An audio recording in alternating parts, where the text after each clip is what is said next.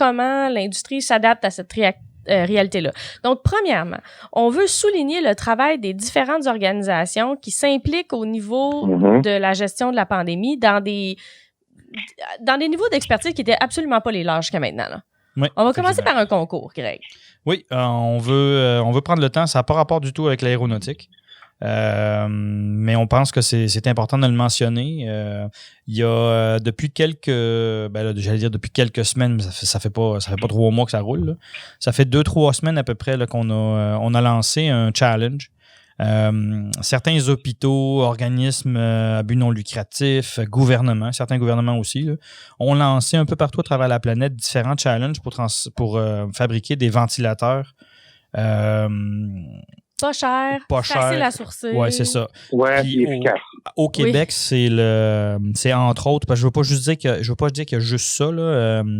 Je ne veux pas commettre d'erreur, mais je sais qu'il y en a un, entre autres, c'est le Code Life Ventilator Challenge, qui a été mis de l'avant par par la fondation du Jewish. La fondation du Jewish à Montréal.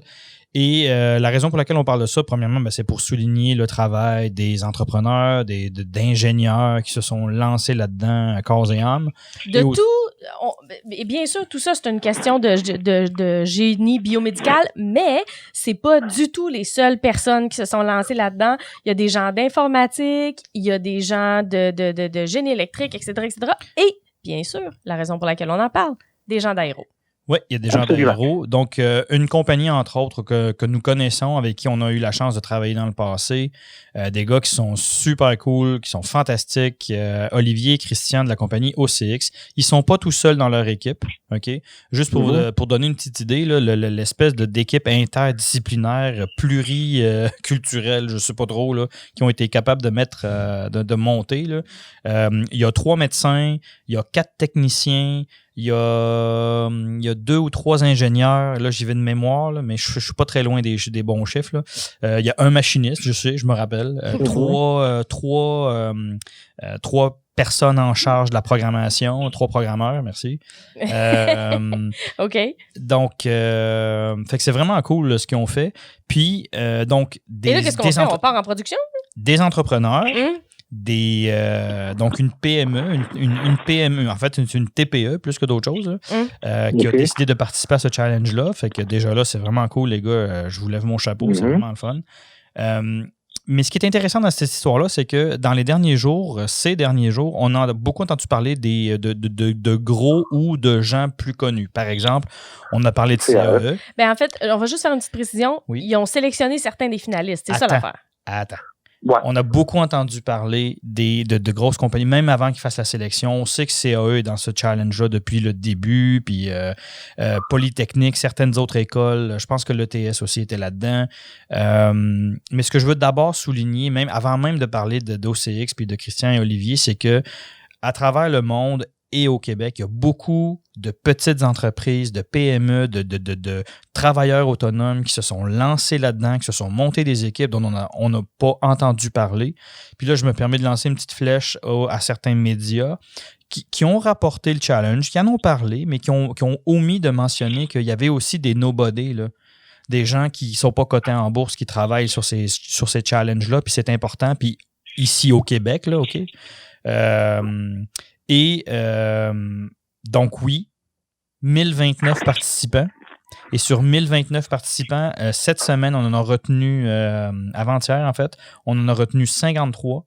Et sur ces 53-là, il y a l'équipe de OCX, l'équipe de Christian et Olivier, qui a été sélectionnée pour la prochaine phase. Fait que la prochaine phase, je pense qu'ils vont en sélectionner une dizaine. Fait qu'on continue comme ça. On leur souhaite vraiment bonne chance. C'est vraiment cool, c'est vraiment intéressant. On les félicite. Oui, on les félicite. Ils sont arrivés avec un design à moins de $500 quand même. Que uniquement avec du matériel que tu peux trouver facilement. Vous voulez vous faire votre ventilateur chez Rona? Oui, absolument. Puis l'idée, c'était qu'il fallait que ce soit avec des pièces relativement simples et faciles à trouver et abordables. J'ai l'impression que ça ressemble un peu au défi de mettre un filtre carré dans un trou rond sur Apollo. Là. C'est exactement l'exemple que Christian nous a donné quand on lui a parlé au téléphone. On a des bas et des ziplocs dans son design? À peu près, il y a du duct tape, c'est sûr. Oui, c'est sûr. Donc, fait que félicitations les gars, Christian, Olivier, la gang d'OCX et tous ceux qui ont participé avec eux, les médecins, les ingénieurs, les gars qui ont programmé, puis, les gars ou les filles. Oui, puis je rajouterais qu'en notre nom à tous, un gros merci. Faut que les gens qui le peuvent contribuent. Oui, effectivement. Puis on est vraiment fiers que vous ayez participé. Ils sont capables, ils ont décidé de le faire, ils ont décidé de donner du temps, puis de voir ce que... même eux, de se challenger, puis je trouve ça vraiment cool, je trouve ça vraiment le fun. On vous supporte, les gars. Bravo. Ce genre de concours-là aussi, tu sais, là, avec la crise qu'on vit qui va durer longtemps, là, on est rendu à l'étape où les compagnies qui vont passer à travers cette crise-là, cette crise financière qui s'en vient, c'est les compagnies qui sont capables de s'adapter. C'est pas celles qui ont plus de liquidité, c'est celles qui sont capables de s'adapter. Puis qu'une PME réussit en nous, dans un laps de temps aussi court, à compétitionner des géants comme CAE, ben ça démontre la capacité d'innover puis de s'adapter de ces gens-là. Oui, effectivement. Puis, absolument. C'est fantastique. C'est vraiment génial. C'est l'être humain à son meilleur. Bravo.